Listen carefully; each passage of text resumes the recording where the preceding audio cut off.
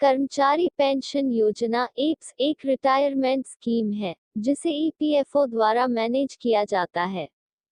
यह योजना संगठित क्षेत्र में काम कर चुके रिटायर्ड कर्मचारियों के लिए है जो 58 वर्ष की आयु में रिटायर हो चुके हैं। हालांकि इस योजना का लाभ केवल तभी लिया जा सकता है जब कर्मचारी ने कम से कम 10 साल तक नौकरी की हो, जरूरी नहीं कि ये नौकरी अपने लगातार ही की हो। एप्स को वर्ष 1995 में लॉन्च किया गया था और इस योजना में मौजूदा और नए ईपीएफ सदस्य शामिल हो सकते थे। नियोक्ता, कंपनी और कर्मचारी दोनों ही ईपीएफ फंड में कर्मचारी की सैलरी में से 12% का समान योगदान करते हैं। हालांकि कर्मचारी के योगदान का पूरा हिस्सा ईपीएफ में और नियोक्ता, कंपनी के शेयर का 8.33% कर्मचारी पेंशन योजना ईपीएस में और 3.67% हर महीने ईपीएफ में जाता है। कर्मचारी पेंशन योजना एप्स के तहत लाभ प्राप्त करने के लिए किसी भी व्यक्ति को निम्नलिखित शर्तों को पूरा करना होगा। आप ईपीएफओ के सदस्य होने चाहिए। आपने 10 वर्ष तक नौकरी की हो। आप 58 साल के हों। 50 वर्ष की आयु होने पर आप ईपीएस से पैसे निकालना शुरू कर सकते हैं, लेकिन वो कम होगी। आप 2 साल, 60 साल की उम्र तक के लिए अपनी पेंशन को स्थगित कर सकते हैं, जिसके बाद आपको हर साल 4% की अतिरिक्त दर से पेंशन मिलेगी। पीएफ में पेंशन राशि सदस्य के पेंशन योग्य वेतन और पेंशन योग्य सेवा यानी कितने साल नौकरी की है इस पर निर्भर करती है। सदस्य की मासिक पेंशन राशि की कैलकुलेशन नीचे दिए गए फॉर्मूला के अनुसार की जाती है। किसी भी कर्मचारी का ईपीएस से बाहर निकलने से पहले पिछले 60 महीनों का पेंशन योग्य वेतन उसका औसत मासिक वेतन होता है। यदि रोजगार के अंतिम 60 महीनों में कुछ दिनों तक आपने एप्स अकाउंट में योगदान नहीं किया है, तो भी उन दिनों का लाभ कर्मचारी को दिया जाएगा। मान लीजिए कि व्यक्ति महीने की 3 तारीख से नौकरी करना शुरू करता है तो उसे महीने के अंत में 28 दिनों का ही वेतन मिलेगा, लेकिन एप्स में उसका योगदान 30 दिनों के हिसाब से ही जाएगा। अगर व्यक्ति का मासिक वेतन 15,000 रुपये है, तो 28 दिनों के लिए उस व्यक्ति का वेतन 14,000 रुपये होगा, 2 दिनों के लिए प्रति दिन के हिसाब से 500 रुपये कम। हालांकि एप्स के लिए माना जाने वाला मासिक वेतन 30 दिनों के लिए, यानी कि 15,000 रुपये है। अधिकतम पेंशन योग्य वेतन हर महीने 15,000 रुपये तक सीमित है। चूंकि हर महीने नियोक्ता, कंपनी कर्मचारी के एप्स खाते में उसके वेतन का 8.33% का योगदान देता है, तो हर महीने कर्मचारी के एप्स खाते में जमा राशि है 15,000 rupees by 8.33, 100 equals 1,250 rupees। Pension योग्य सेवा। आपने कितने समय तक नौकरी की है वही आपकी पेंशन योग्य सेवा मानी जाती है।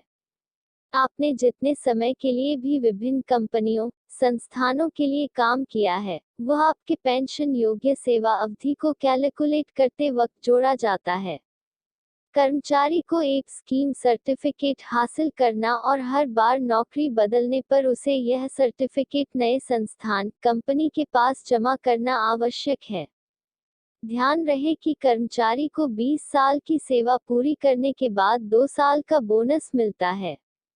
यदि सदस्य अपने एप्स फंड को 10 साल की सेवा अवधि पूरी करने से पहले या किसी अन्य कंपनी में शामिल होने पर निकाल लेता है तो उसे एप्स खाते में योगदान के लिए नए सिरे से शुरुआत करनी होगी और सेवा अवधि भी 0 से ही शुरू होगी। पेंशन योग्य सेवा अवधि 6 महीनों के आधार पर गिनी जाती है। न्यूनतम पेंशन योग्य सेवा अवधि 6 महीने की होती है। यदि सेवा अवधि 8 वर्ष 2 माह है, तो पेंशन योग्य सेवा अवधि 8 वर्ष मानी जाएगी।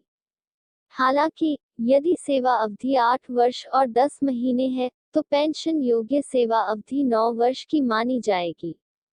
ये भी पढ़े, जाने इस वर्ष कितना मिलेगा ईपीएफ अकाउंट पर ब्याज। ईपीएफओ के सभी योग्य सदस्य अपनी उम्र के मुताबिक पेंशन का लाभ तब से उठा सकते हैं जब वे पेंशन निकालना शुरू करते हैं। पेंशन राशि अलग अलग मामलों में अलग अलग होती है। एक 58 साल की आयु में रिटायर होने पर पेंशन। कोई सदस्य 58 वर्ष की आयु में रिटायर होने के बाद पेंशन लाभ लेना शुरू कर सकता है। हालांकि 58 वर्ष की उम्र का होने तक सदस्य ने 10 साल नौकरी की हो। एक स्कीम सर्टिफिकेट जारी किया जाता है जिसका इस्तेमाल मासिक पेंशन निकालने के लिए जमा किए जाने वाले फॉर्म 10D भरने के लिए किया जा सकता है।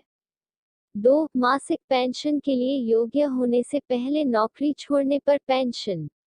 यदि कोई सदस्य 58 वर्ष की आयु प्राप्त करने से पहले 10 वर्षों तक नौकरी नहीं कर पाता है, तो वह 58 वर्ष की आयु में फॉर्म 10C भरकर पूरी राशि निकाल सकता है। यहाँ ध्यान रहे कि रिटायरमेंट के बाद उन्हें मासिक पेंशन का लाभ नहीं मिलेगा। 3. नौकरी करने के दौरान पूरी तरह से विकलांग होने पर पेंशन। यदि ईपीएफओ का कोई भी सदस्य पूरी तरह विकलांग हो जाता है और उसने पेंशन योग्य सेवा अवधि भी पूरी नहीं की है, तब भी वह मासिक पेंशन का हकदार है। पेंशन के लिए योग्य होने के लिए उसके नियोक्ता कंपनी को कम से कम 1 महीने के लिए उसके एप्स खाते में पैसे जमा करने होंगे। कर्मचारी विकलांग होने की तारीख से मासिक पेंशन प्राप्त करने के लिए योग्य हो जाता है और जिंदगी भर के लिए उसे पेंशन मिलती है। हालांकि, यह चेक करने के लिए कि सदस्य वह नौकरी नहीं कर सकता है जो वह विकलांग होने से पहले कर रहा था, उस कर्मचारी का मेडिकल टेस्ट हो सकता है। 4. कर्मचारी की मृत्यु होने पर परिवार के लिए पेंशन। कर्मचारी का परिवार निम्नलिखित मामलों में पेंशन लाभ प्राप्त कर सकता है। नौकरी करते हुए कर्मचारी की मृत्यु होने पर और नियोक्ता कंपनी द्वारा कम से कम 1 महीने उस कर्मचारी के एप्स खाते में पैसे जमा किए जाने पर। अगर कर्मचारी ने 10 साल नौकरी कर ली है, पर 58 वर्ष की उम्र होने से पहले ही उसकी मौत हो जाती है। मासिक पेंशन शुरू होने के बाद कर्मचारी के मृत्यु के मामले में ब्यूरोमीटर मुफ्त में हिंदी क्रेडिट रिपोर्ट हर महीने अपडेट के साथ प्राप्त करें। यहाँ क्लिक करें। एप्स की पेंशन योजनाओं के प्रकार। एप्स के तहत विभिन्न प्रकार की पेंशन योजनाएं हैं जैसे विधवाओं, बच्चों और अनाथों के लिए पेंशन।